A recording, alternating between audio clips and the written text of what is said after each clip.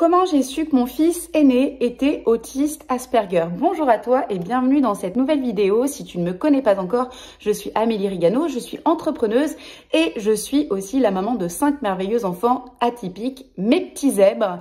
Et aujourd'hui, j'ai à cœur d'accompagner les personnes qui se retrouvent elles-mêmes dans ces profils atypiques, qu'elles soient enfants, adolescents et aussi adultes, mais aussi tout leur environnement et en particulier leur famille, les parents, parce que être parent d'enfants porteurs de troubles, de handicap, appelez-le comme vous voulez, en tout cas quand on est un enfant zèbre, c'est compliqué pour soi, c'est compliqué aussi pour les parents. Et je vais vous expliquer comment j'ai su que mon fils aîné était Asperger. Ça a été véritablement un parcours du combattant que je n'envie à personne, mais qui a été très riche et qui a été surtout source de grandes leçons de vie, d'humanité, mais aussi parfois de grandes douleurs, d'incompréhension, de jugement. Et c'est ce parcours que je te raconte aujourd'hui. Alors le premier signal que j'ai eu, c'était lorsque Mathéo était en petite section de maternelle.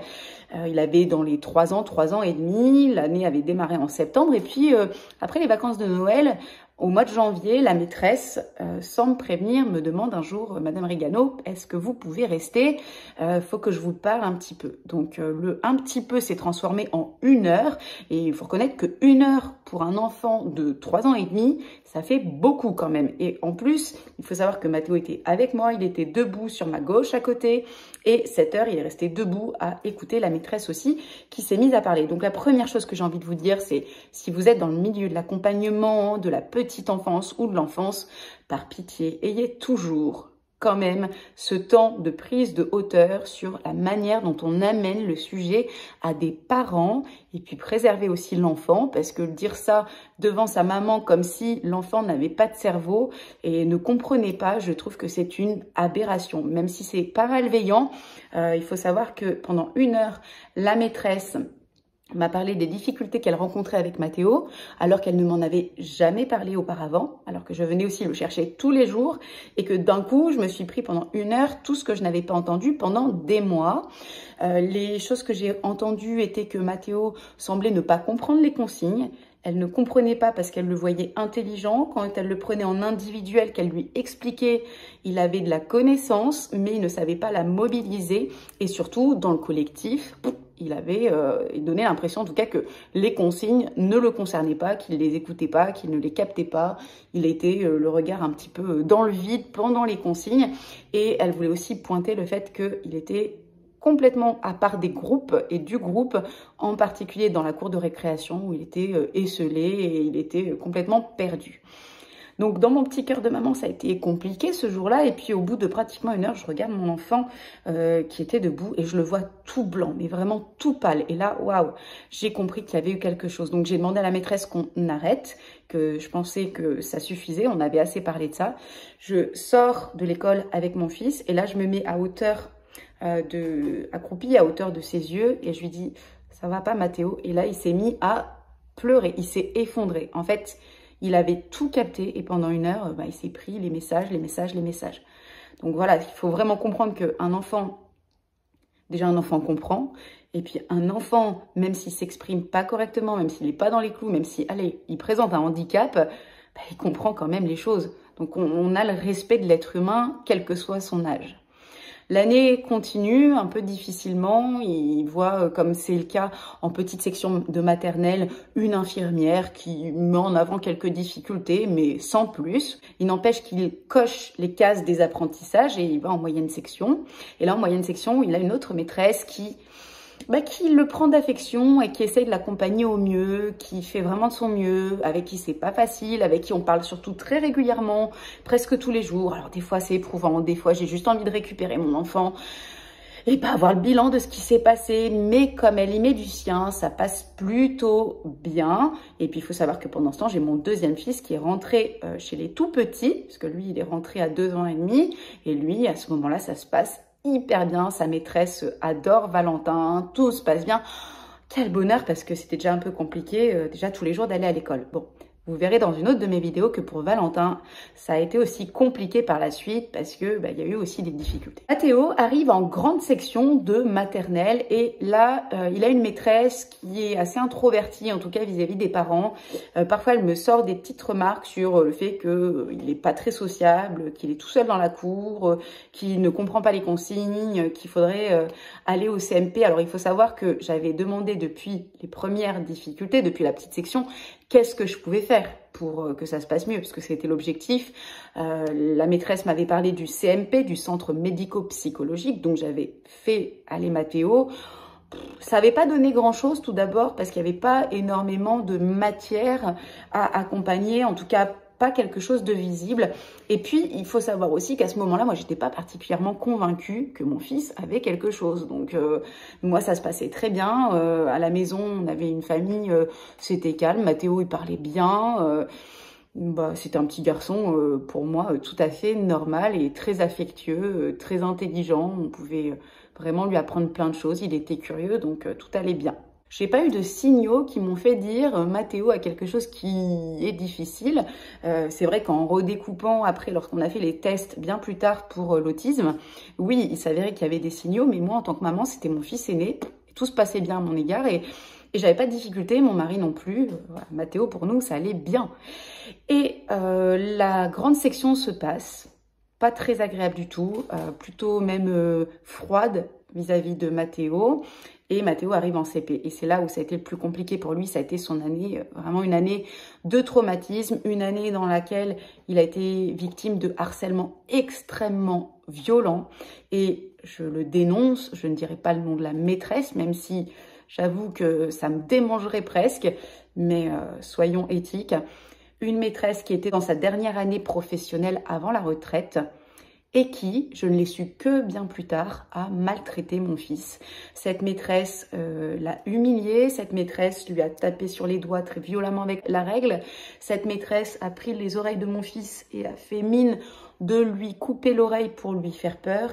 Elle lui a arraché, tiré très fort les cheveux, elle le privait de récréation en le maintenant par la main pendant la récréation dans la cour. Et Mathéo a su me le dire que plus tard, elle mangeait des viennoiseries en parlant avec ses collègues et elle postillonnait ses gâteaux au-dessus de la tête de mon fils. Et un enfant autiste, tous ces signaux-là, c'est une horreur. Donc lui, il vivait un cauchemar avec cette maîtresse. Et un jour, elle a même demandé au petit virulent de la classe de tabasser Mathéo dans la cour. Et en fait, durant cette année scolaire, tous les jours, quand je récupérais Mathéo de l'école, moi j'aimais bien le faire tout beau, c'était mon petit garçon, il était bien habillé, il avait des beaux vêtements. Et tous les jours, je le récupérais les pantalons déchirés. Et c'est vrai que ça m'agaçait, parce que je lui disais, fais attention Mathéo, arrête de déchirer tes vêtements. Il était un peu pâteau, un peu gauche dans sa démarche. Et je pensais que c'était parce qu'il tombait tout le temps. Voilà, et donc je lui disais, fais attention, fais attention, fais attention. Et tous les jours, je récupérais le pantalon déchiré ou bien marqué, qui n'était à mon sens plus mettable. J'ai su plus tard, bien plus tard quand il était adolescent, parce qu'un jour il y a eu tout qui remonte à la surface, qu'il se faisait maltraiter à chaque récréation par les mêmes enfants, le même groupe d'enfants, qui le tapaient, qui le traînaient par terre, qui se moquaient de lui, qui l'humiliaient. Et lui, en fait, pensait que nous le savions, ça c'est aussi le propre d'un enfant de cet âge-là, il pensait que nous le savions, mais il ne savait pas l'exprimer. Évidemment que si j'avais su que la maîtresse martyrisait mon fils, j'aurais réagi bien avant l'heure et mon mari, n'en parlons même pas. Mais simplement, on ne le savait pas. Et donc, vous voyez la difficulté dans le regard, l'esprit de cet enfant qui pense que papa et maman sont au courant, que tout l'écosystème le sait, finalement qui pense que c'est normal et que c'est ce qu'il mérite. Pourquoi ça? Parce qu'en fait, c'est un enfant qui ne comprenait pas les consignes, qui n'était pas dans les clous, Et il m'a raconté plus tard qu'il a eu des petits moments de révolte. Par exemple, la maîtresse de CP avec une boîte de bonbons. Et un jour, elle l'avait puni dans la classe et il allait prendre plein de bonbons. Et pour lui, c'était sa petite vengeance personnelle, mais je trouve ça très triste surtout, de devoir passer par là alors que c'était vraiment un petit garçon très gentil, très calme, qui ne faisait absolument pas d'histoire et qui avait besoin plutôt d'être aidé. Arrive l'année de CE1. En CE1, une maîtresse qui est on va dire, un peu transparente. Vraiment, ni dans l'aide, ni dans l'absence d'aide, plutôt dans l'absence d'aide, mais transparente. Vraiment rien. À part qu'on a eu 2 ESS, donc des petites réunions où on fait le suivi éducatif de l'enfant, on parle des difficultés. Et ce jour-là, la maîtresse met en avant le fait que Mathéo attend à chaque récréation devant la porte de la classe Ulysse, attend qu'un petit garçon prénommé Yanis sorte de cette classe parce que c'était le seul petit garçon avec qui il avait réussi à créer du lien. Et ce petit Yanis, c'était devenu son ami. Mathéo adorait ce petit garçon, jouait avec lui tout le temps, l'attendait. Vraiment, c'était son pilier à l'école. Et en fait, moi, j'étais bien contente que pour une fois, il avait un copain. Et là, on me disait, en gros, pas normal que Mathéo aille vers un petit garçon Ulysse. Déjà qu'il n'est pas sociabilisé. Si en plus, il va vers ses enfants, c'était pas normal. Et moi, ça m'a agacée. Et là, j'ai dit à ce moment-là, c'est la première fois que j'ai prononcé le mot d'autisme. J'ai posé la question, est-ce que on pourrait pas se dire que s'il va vers ce petit garçon, c'est qu'il a peut-être des points communs. Et si Mathéo était autiste, j'en sais rien. Et là, dans cette équipe, on m'a regardé avec des yeux ronds comme des billes. C'était presque si c'était moi la mère qui insultait mon enfant en parlant d'autisme, en me disant « mais Mathéo, mais pas du tout, il est très intelligent, il comprend tout ». Je dis « mais vraiment, je sais pas. S'il va avec ce petit garçon, c'est bien parce qu'il se trouve des points communs, parce que c'est un petit garçon lui aussi porteur d'autisme ». Le temps passe, les années passent, on l'a changé d'école parce que cette école, ça a été vraiment horrible. Surtout que derrière, il faut savoir qu'il y a eu Valentin, alors j'en parlerai une autre fois, le deuxième. Et c'était l'année, en fait, où on l'a changé d'école parce que pour Valentin, ça a été trop plein. Vraiment, ce qu'on nous a dit sur notre enfant, Valentin, c'était indescriptible. Donc, on l'a changé d'école et on a changé nos enfants pour l'autre école de la commune de l'époque. Mathéo rentre dans cette école et la maîtresse, pareil. Elle l'aime pas particulièrement, elle le comprend pas, donc elle fait avec. Et on sent vraiment qu'elle fait avec, mais que c'est son boulet. Donc on fait le point de temps en temps, elle est agacée. Pourtant Mathéo, à chaque fois, coche les cases des apprentissages, on va dire, majeurs. Il n'y a pas de manque. Au contraire, il est plutôt bon partout. Mais c'est vrai qu'on ne vient pas pointer ses réussites, mais plutôt ce côté bizarre que présente Mathéo. Et puis en parallèle, on a continué à l'emmener au CMP, donc de plus en plus régulièrement. Et puis, il n'y a pas particulièrement d'avancée, mais il a quand même une forme de suivi. On change Mathéo d'école, on le met dans le privé pour essayer de l'aider parce que réellement, c'était plus possible. Il était extrêmement malheureux. L'école, c'était devenu une torture pour lui. Les enfants étaient vraiment odieux, méchants avec lui. Et c'était lourd pour nous de voir ça. Quelque part, c'est dur aussi pour un parent parce que comme on ne savait pas ce qu'il avait, il y a des moments où on était aussi agacé contre lui. On ne lui disait pas, mais l'enfant le ressent. On était agacé que notre enfant ne s'adapte pas au système scolaire alors qu'a priori, il a tout ce qu'il faut pour y arriver. Donc, c'était difficile. On le met dans le privé en espérant que là, il sera mieux compris, mieux accompagné. Et en parallèle, à ce moment-là, il y a des tests qui sont faits au niveau du CMP. Et c'était très long la liste d'attente, justement, parce qu'on nous parle de troubles du spectre de l'autisme.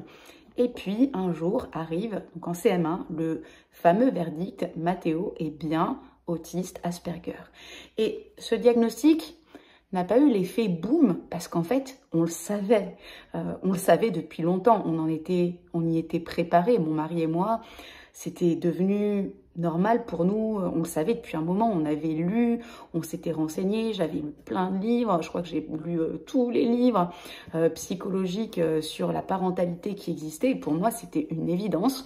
Mathéo a été aussi diagnostiqué dyspraxique, d'ailleurs il a été diagnostiqué dyspraxique avant l'autisme Asperger, parce que c'est peut-être plus facile de faire diagnostiquer ça auprès d'un ergothérapeute. Et le diagnostic a été aidant dans la mesure où une fois que le nom était posé, c'était plus simple de comprendre et plus simple de justifier la différence et l'accompagnement. C'est surtout ça qui a changé.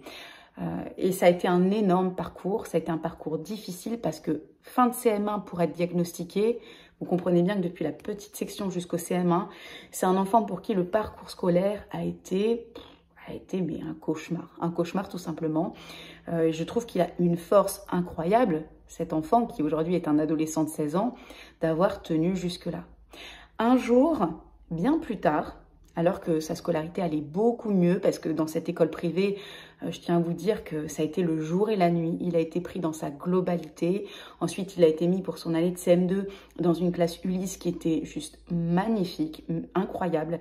De toute façon, l'enseignante de CM1, l'enseignante du CM2, il a fait 2 CM2 parce que après, soit il allait dans une 6e classique parce qu'il n'y avait pas de place en 6e Ulysse. Et là, à ce moment-là, on ne le sentait pas du tout. Soit il refaisait un CM2 parce que malheureusement pas de place.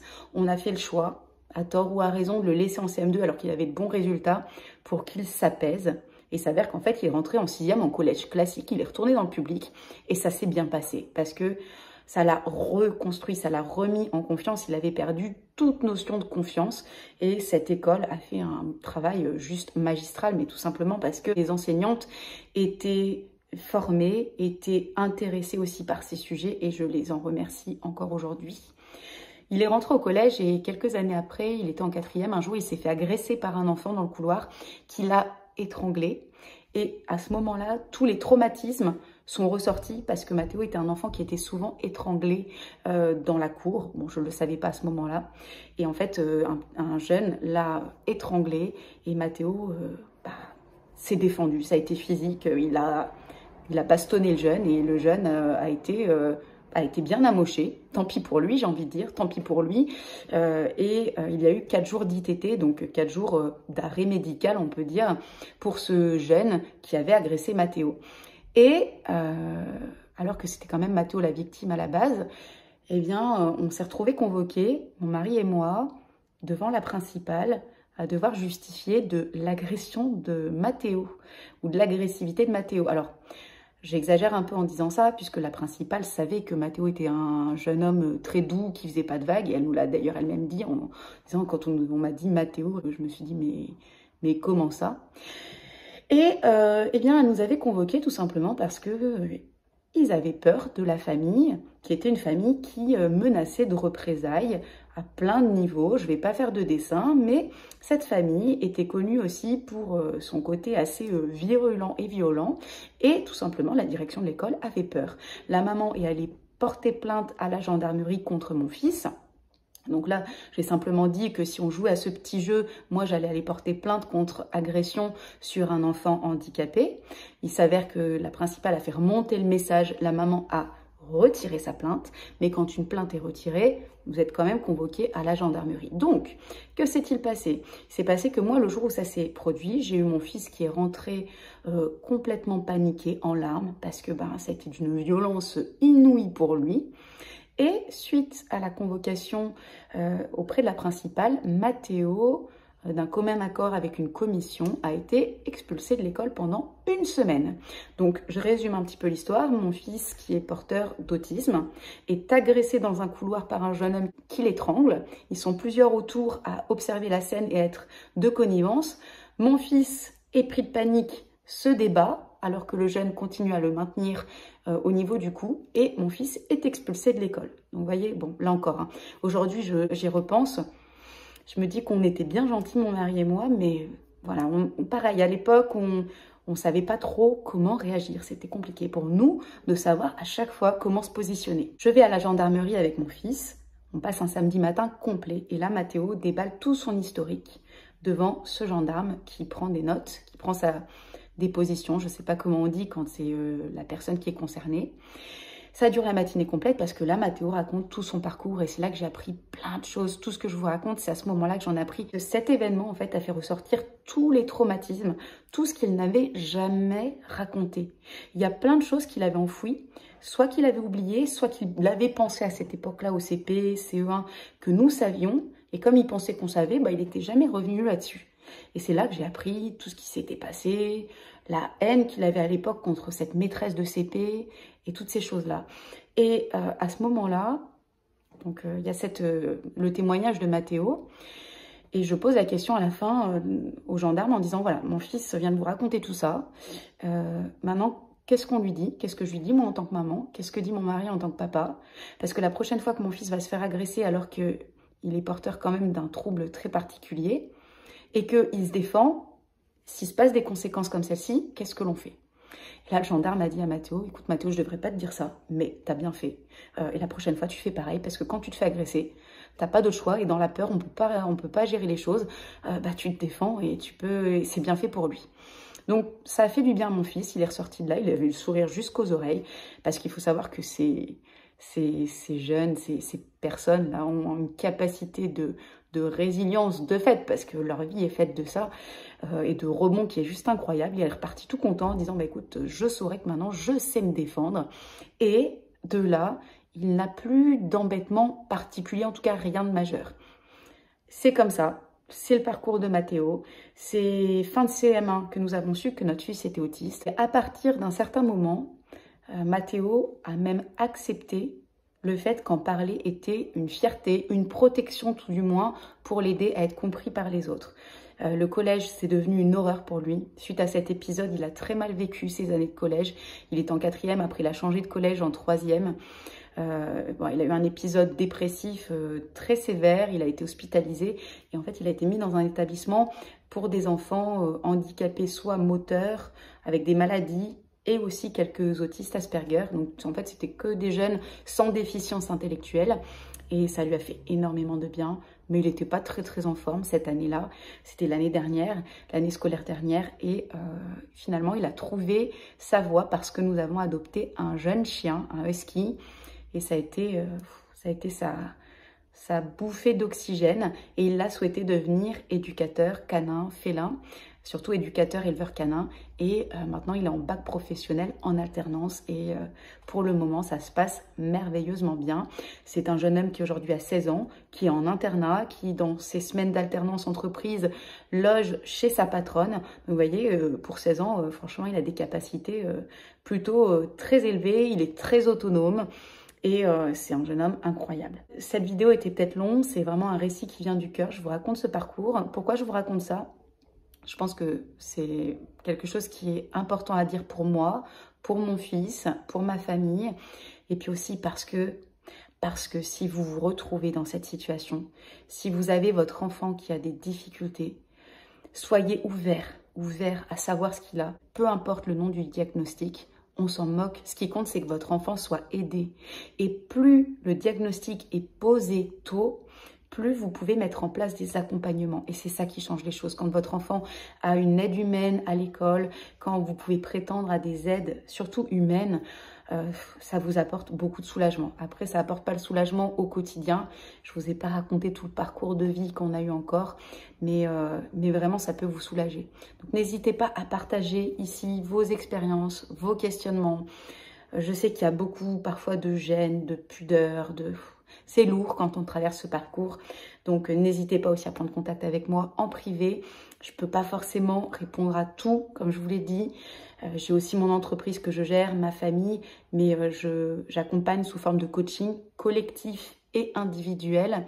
Et bien sûr que ces accompagnements vont se dessiner au fur et à mesure des interactions que nous allons avoir ensemble. Je vous remercie de votre écoute, de vos témoignages. Je vous demande aussi beaucoup de respect dans les réponses, surtout par rapport à mon fils, parce que je tiens à le préserver. Et merci. Je vous dis à très vite.